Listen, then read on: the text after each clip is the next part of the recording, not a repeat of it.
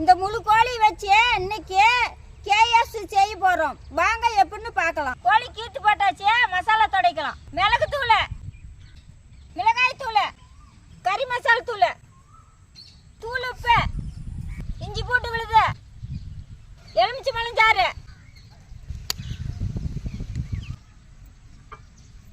மசாலா தொடையாச்சு. கோழி ஒரு அரை மணி நேரம் ஊறட்டும். கோழிக்கு இன்னொரு மசாலா ரெடி பண்ணிக்கலாம். சோள மாவு, அரிசி மாவு,